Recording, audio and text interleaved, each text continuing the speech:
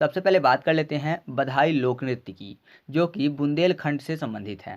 तो यहाँ पर देखिए बधाई को कर लेते हैं बादल आई, ठीक है, बधाई बादल आई। तो सिंपल सा बादल आई, तो जाहिर सी बात है बादल आएगा तो पानी भी बरसेंगे यानी बूंदे भी पड़ेंगी, तो बूंदे से बुंदेलखंड। तो याद रखिएगा बादल आई फॉर बधाई, यानी बधाई जो लोक नृत्य है कहाँ से संबंधित है, बुंदेलखंड क्षेत्र से। ठीक है। अब अगला पॉइंट है राई लोक नृत्य, जो कि बुंदेलखंड क्षेत्र से संबंधित है, और साथ ही साथ एक है रावला नृत्य, ये भी बुंदेलखंड से ही संबंध रखता है। तो रावला में रोवेला शब्द लिखा हुआ है, मतलब रोने से संबंधित, और राई में भी रोई शब्द लिखा हुआ है, मतलब दोनों में रोने की बात हो रही है। ठीक है। तो लोग जब रोते हैं तो क्या होता है, आंखों से आंसू चलते हैं। तो ऐसा कह सकते हैं कि बूंद बूंद आंसू आंखों से निकलते हैं। ठीक है। जब इंसान रोता है तो रोने से आपको याद आ जाएगा क्या, राई और रावला नृत्य। और बूंद बूंद आंसू गिरते हैं तो बूंद बूंद से बुंदेलखंड। तो याद रखिएगा राई और रावला नृत्य कहाँ से संबंधित है, बुंदेलखंड क्षेत्र से। ठीक है। तो आगे बढ़ते हैं। अब हमारे सामने जो अगला पॉइंट है वह है बाबा नृत्य, जो कि बुंदेलखंड से ही संबंधित है। तो इसको याद करना बहुत ही आसान है, क्योंकि बुंदेलखंड में शब्द लिखा हुआ है बूंदे, तो बूंदे को कर लेते हैं बूढ़े। ठीक है। दाढ़ ढा जैसे दिखते हैं ना, तो बूढ़े।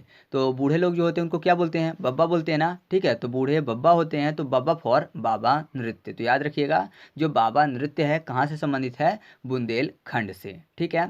और साथ ही साथ कुछ और पॉइंट है, जैसे कि देवी देवता पूजन, ठीक है, और कतकिया नृत्य, और इसके साथ एक और है कलश नृत्य, ये भी बुंदेलखंड से संबंधित हैं। तो अगर चारों की याद करें साथ में बाबा को भी, यानी बाबा नृत्य, देवी देवता नृत्य और कतिकिया नृत्य, और साथ में कलश नृत्य, चारों को अगर एक साथ याद करें तो ऐसा समझिए कि बाबा में भोले बाबा की बात हो रही है, देवी देवता मतलब देवी देवताओं की बात हो रही है, कतिकिया को कर लेते हैं कार्तिकेय। कार्तिकेय आपको पता है भगवान शिव के बड़े बेटे हैं, गणेश भगवान के बड़े भाई। ठीक है, कार्तिकेय। और यहाँ पर देखिए कलश को कर लेते हैं कैलाश। कैलाश जो कि आपको पता ही है भगवान भोलेनाथ का निवास स्थान है। तो सिंपल सा आपको ये चीज़ें याद रखनी है कि जो कैलाश है वह बहुत ज़्यादा ऊंचाइयों में स्थित है। ठीक है, कैलाश ऊंचाइयों में स्थित है, मतलब वहाँ से जो बादल हैं पास में हैं, बादल पास में हैं या फिर बादल आसपास रहते हैं कैलाश के। तो सिंपल सा आप याद रखिएगा कैलाश में भोले बाबा रहते हैं, तो बाबा से बाबा नृत्य, जो कि देवी देवता हैं, तो देवी देवता से आपको याद आ जाएगा देवी देवता। वहाँ पे कार्तिकेय भी रहते हैं, भगवान भोलेनाथ के पुत्र हैं, तो कार्तिकेय फॉर कार्तिकीय नृत्य। ठीक है। और कैलाश से कलश। तो सिंपल से याद रखिएगा कि ये चारों नृत्य कहाँ संबंधित है, बुंदेलखंड से। आसान है ना। तो चलिए आगे बढ़ते हैं। अब बुंदेलखंड से संबंधित दो और महत्वपूर्ण नृत्य हैं, तो पहले इनको देख लेते हैं और उसके बाद बघेलखंड की बात करेंगे और फिर मालवा निमाड़ इन सब की बात करेंगे। ठीक है। तो एक है राछ बधाया नृत्य, ये भी बुंदेलखंड से संबंधित है, और साथ ही साथ एक है रास नृत्य, ये भी बुंदेलखंड से संबंध रखता है। तो राछ बधाया में बधाया शब्द लिखा हुआ है, इससे पहले एक बधाई देखा था हम लोगों ने जो कि बुंदेलखंड से रिलेटेड था। तो मैंने आपको बताया था कि बधाई में शब्द लिखा हुआ है बादल आई, यानी बादल आने की बात। तो बादल आएंगे तो बूंदे गिराएंगे यानी बारिश करेंगे। ठीक है। तो यहाँ बधाया में शब्द क्या ढूंढ लेते हैं, बादल आया। ठीक है, बधाया बादल आई और बादल आया। तो यहाँ पे भी बादल आएगा तो बूंदे गिराएगा, तो बूंदे से बुंदेलखंड। तो याद रखिएगा राज बधाया नृत्य कहाँ संबंधित है, बुंदेलखंड से। और रास नृत्य को याद करना है तो आपको पता है रास कौन रचाते थे, भगवान कृष्ण, जिनको घनश्याम भी बोलते हैं। तो घन मतलब क्या होता है, बादल, तो बादल आएगा तो बूंदे गिराएगा। तो सिंपल से इसको भी याद रखिएगा कि रास नृत्य कहाँ संबंधित है, बुंदेलखंड से। ठीक है। अब हम लोग बात कर लेते हैं कानड़ा नृत्य की, यह भी बुंदेलखंड से संबंध रखता है। तो बुंदेलखंड में एक शब्द लिखा हुआ है बूंदे। ठीक है। अगर मैं आपको बताऊं कि जो महिलाएं कानों में पहनती हैं ईयरिंग, उनमें से कुछ को बूंदे भी बोलते हैं। ठीक है। ज़्यादातर गर्ल्स को पता होगा ये चीज़ें कि बूंदे बोलते हैं कानों में जो पहनते हैं। तो कान फॉर कानड़ा और बूंदों से बुंदेलखंड। तो याद रखिएगा कानड़ा नृत्य कहाँ से संबंधित है, बुंदेलखंड से। अब हमारे सामने जो अगला पॉइंट है वह है सुआ नृत्य, ये संबंधित है बघेलखंड से। तो बघेल में बाघे शब्द लिखा हुआ है, तो बाघे यानी बागें, बाग की बात कर लेते हैं, गार्डन की बात। तो सुआ आपको पता है पैरेट को बोलते हैं। ठीक है। तो पैरेट कहाँ रहते हैं, बागों में रहेंगे, क्योंकि वहीं पे फल होते हैं। ठीक है। तो ऐसे याद रखिएगा कि सुआ नृत्य कहाँ से संबंधित है, बघेलखंड से। अगला है दादर नृत्य, यह भी बघेलखंड से संबंध रखता है। तो बघेलखंड में बाघ शब्द लिखा हुआ है, बाघ मतलब शेर की बात हो रही है। ठीक है। और यहाँ पर दादर में दादा, तो जो बाघ होता है वो दादा ही होता है एक तरीके का जंगल का। ठीक है। डॉन होता है पूरी तरह से, दादा होता है, तो दादा से याद रखिएगा दादर। तो यहाँ पर आपको याद आ जाएगा कि दादर नृत्य कहाँ से संबंधित है, बघेलखंड क्षेत्र से। ठीक है। अब अगला है कलसा नृत्य, जो कि बघेलखंड से संबंधित है। इससे पहले एक क्या था, कलश नृत्य। तो कलश को कैलाश कर लिया था, लेकिन कलसा शब्द जो लिखा हुआ है इसको कैलाश नहीं करना है कि कंफ्यूजन हो जाए। कलसा में देखिए शब्द लिखा हुआ है कालसा, कलसा कालसा, काल मतलब समझ रहे ना, यमराज, ठीक है, मृत्यु के देवता, यानी कालसा कोई आ रहा है। और बघेल में बाघ शब्द लिखा हुआ है, तो जाहिर सी बात है किसी इंसान के सामने अगर बाघ आ जाएगा तो उसको उसका काल सा दिखेगा, ठीक है, यानी मृत्यु के देवता सा दिखेगा, क्योंकि जाहिर सी बात है बाघ सामने खड़ा है तो फिर छोड़ने वाला तो है नहीं। तो याद रखिएगा कालसा फॉर कलसा नृत्य कहाँ से संबंधित है, बघेल खंड से। अब अगला है दोगरा नृत्य, ये भी बघेलखंड से संबंध रखता है। तो दोगरा को कर लेते हैं दरोगा, ठीक है, दोगरा दरोगा। और दरोगा से संबंधित आपने मूवी देखी होगी सिंघम, ठीक है, सिंघम में सिंह शब्द लिखा हुआ है यानी शेर अर्थात बाघ। तो ऐसे याद रखिएगा कि जो दोगरा नृत्य है वो कहाँ से संबंध रखता है, बघेलखंड से, ठीक है। अब हम लोग बात कर लेते हैं मालवा से संबंधित महत्वपूर्ण नृत्य की। तो उसमें है मटकी नृत्य, गरवी नृत्य, गरबा नृत्य, कहरवा, फूलपाती, टूटिया और फुंदी नृत्य, ये सब के सब मालवा से संबंध रखते हैं। तो मटकी की बात, ठीक है, मटकी आप समझते होंगे जिसमें पानी ठंडा करते हैं, ठीक है, गांवों में आज भी मटकी का उपयोग किया जाता है। गरबी और गरबा में शब्द लिखा हुआ है गिरबा, यानी गिरने जैसा संकेत हो रहे हैं। कहरवा में कहर शब्द, कहर मतलब समझ लेना कि प्रलय आ जाना, या फिर ऐसा समझिए कि बहुत ज़्यादा बाढ़ भूकंप ये सब चीज़ें आ जाती हैं, तो बोलते हैं ना कि एकदम भगवान ने कहर ही ढा दिया है, ठीक है, तो कहर शब्द आ जाएगा। फूलपाती में फूल और पत्ती शब्द, तो फूल और पत्ती से आप समझ गए होंगे कि माला बनाने की बात हो रही है, ठीक है, तो माला से मालवा आपको याद आ जाएगा। टूटिया में टूटना शब्द, और फुंदी को कर लेते हैं फूटी, यानी फूट जाने की बात, टूटना फूटना।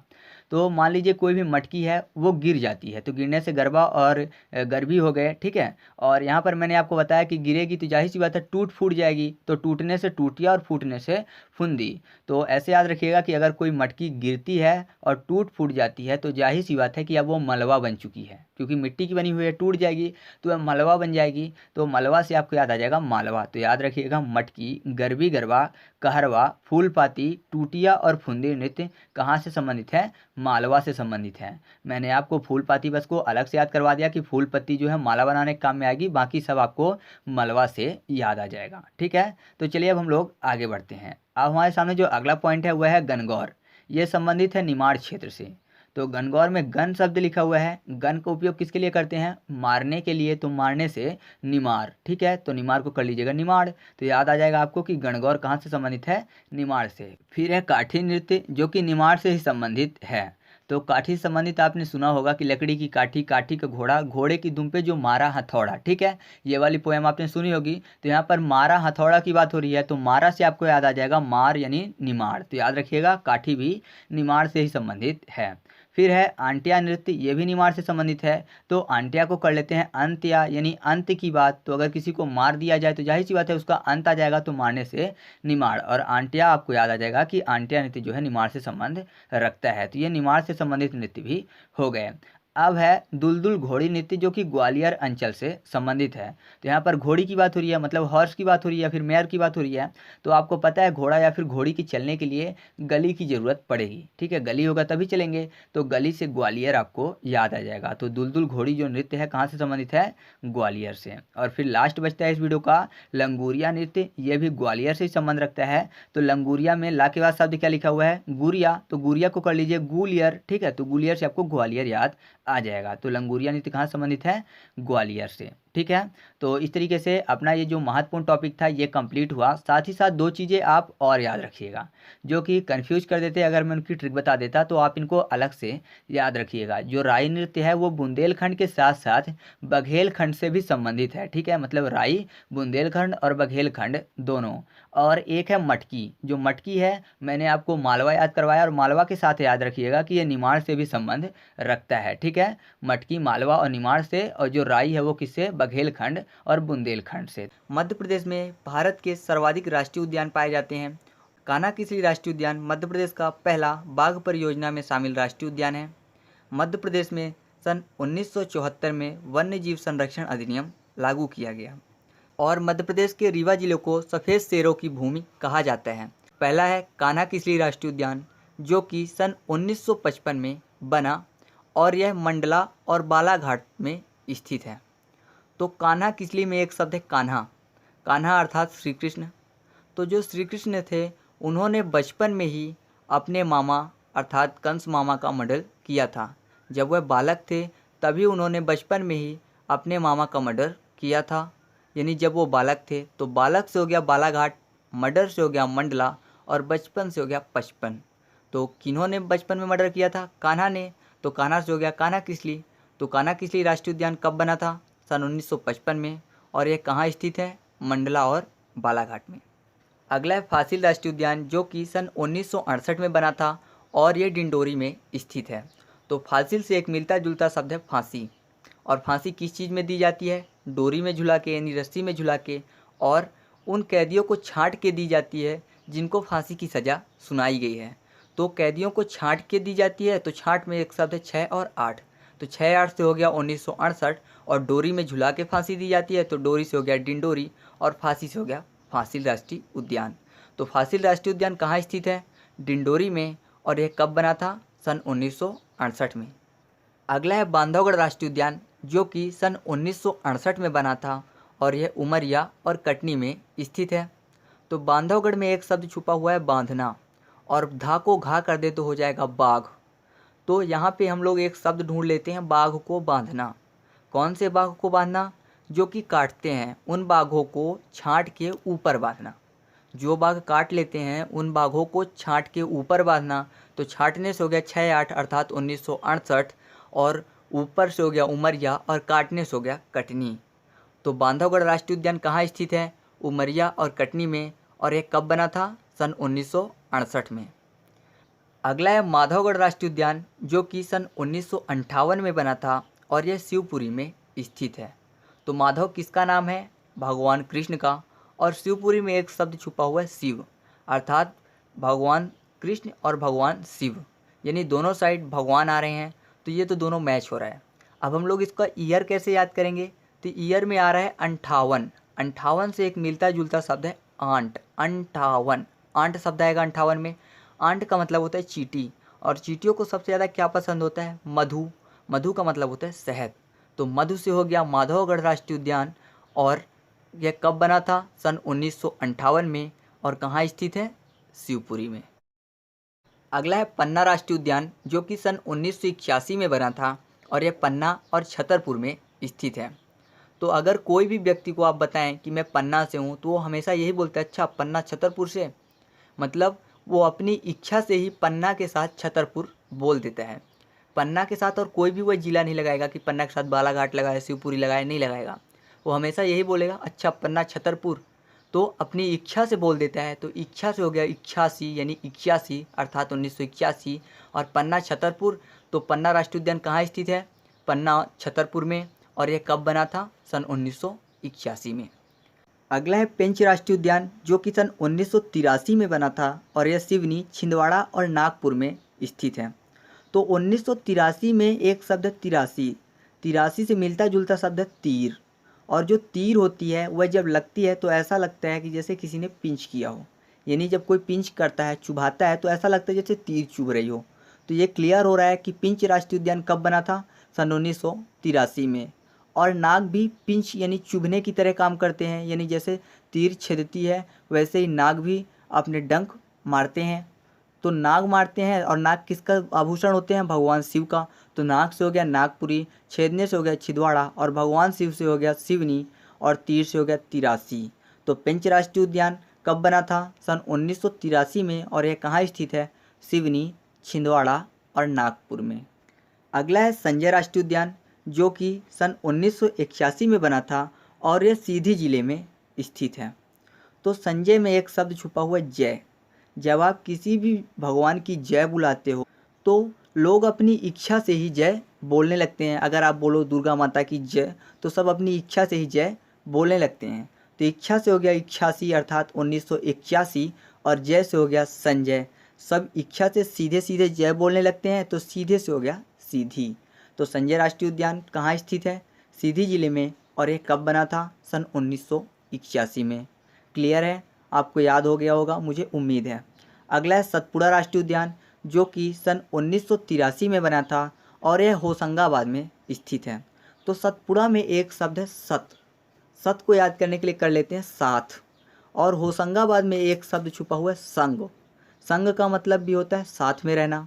और जब दो लोग साथ में रहते हैं तो उनको एक दूसरे से मिलने के लिए उनको तरसना नहीं पड़ता। जब दो लोग साथ में रहते हैं तो तरसने से हो गया 83 अर्थात 1983, और जब साथ में रहते हैं यानी संग में रहते हैं तो साथ से हो गया सतपुड़ा और संग से हो गया होशंगाबाद। तो सतपुड़ा राष्ट्रीय उद्यान कहाँ स्थित है? होशंगाबाद में। और यह कब बना था? सन 1983 में। अगला है वन विहार राष्ट्रीय उद्यान जो कि सन 1979 में बना था और यह भोपाल में स्थित है। तो भोपाल से मिलता जुलता शब्द है गोपाल अर्थात श्री कृष्ण। जब गोपाल वन घूमने जाते थे तो वह वनों को नाश देते थे, मतलब वहाँ जो भी फल लगे हुए होते थे सब वो तोड़ डालते थे, तो वनों को नाश देते थे। तो नाशने से हो गया 79 अर्थात सन 1979। और जब गोपाल जाते थे वन घूमने तो वन से हो गया वन विहार और गोपाल से हो गया भोपाल। तो वन विहार राष्ट्रीय उद्यान कहाँ स्थित है? भोपाल में। और यह कब बना था? सन 1979 में। अगला है ओमकारेश्वर राष्ट्रीय उद्यान जो कि सन 2004 में बना और यह खंडवा में स्थित है।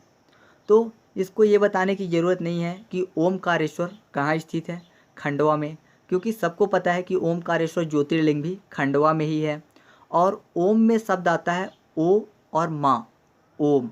तो ओ से हो जाएगा 0 और माँ लिखने में कैसा दिख रहा है? 4 जैसे, तो हो गया 4। तो ओमकारेश्वर कब बना था? सन 2004 में। ठीक है। अगला है डायनासोर जीवाश्म राष्ट्रीय उद्यान जो कि सन 2010 में बना था और यह धार जिले में स्थित है। तो डायनासोर में एक शब्द छुपा हुआ है डायन, अर्थात भूत पिशाच वाली बात हो रही है।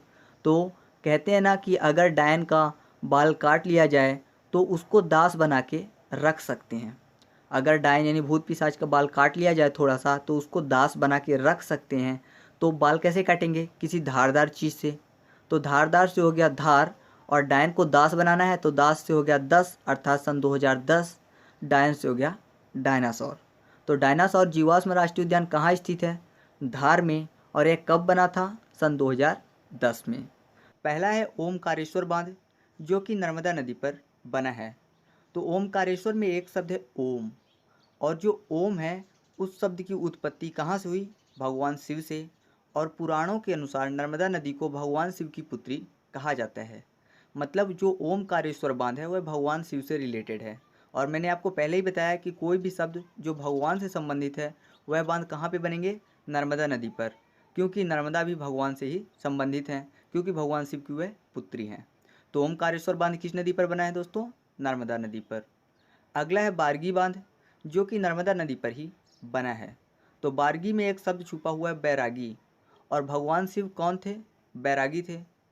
भगवान शिव बैरागी थे, तो भगवान शिव यानी भगवान आ रहा है फिर से, तो जो भगवान से रिलेटेड है वो किस में बनेंगे? नर्मदा नदी पर, क्योंकि नर्मदा भगवान शिव की पुत्री हैं। ठीक है। तो बारगी बांध किस नदी पर बना है? नर्मदा नदी पर। यह भी क्लियर है। अगला है गांधी सागर बांध जो कि चंबल नदी पर बना है। फिर है जवाहर सागर बांध, यह भी चंबल नदी पर बना है। और राणा सागर बांध भी चंबल नदी पर ही बना है।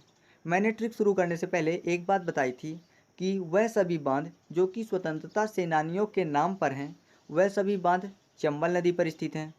तो मध्य प्रदेश में केवल 3 ही ऐसे बांध हैं जो कि स्वतंत्रता सेनानियों के नाम पर रखे गए हैं।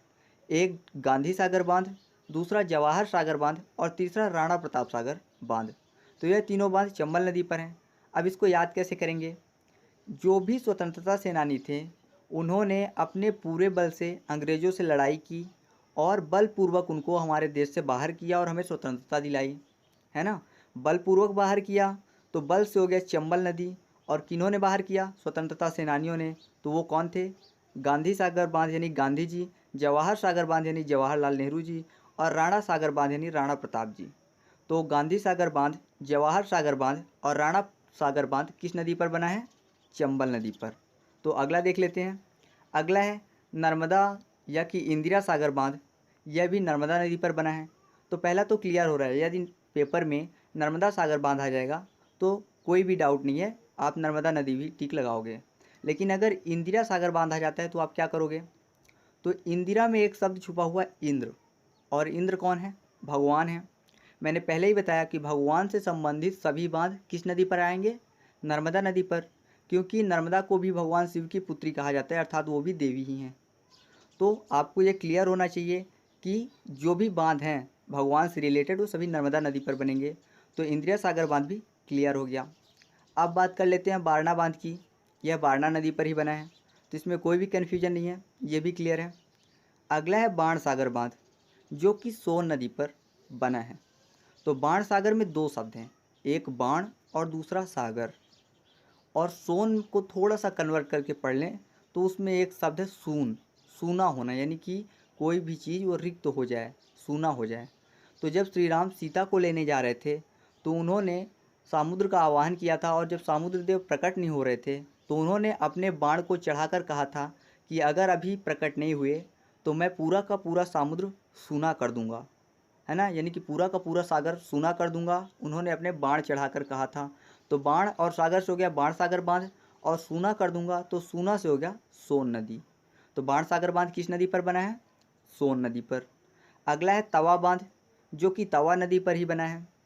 फिर है लास्ट राजघाट बांध, जो कि बेतवा नदी पर बना है।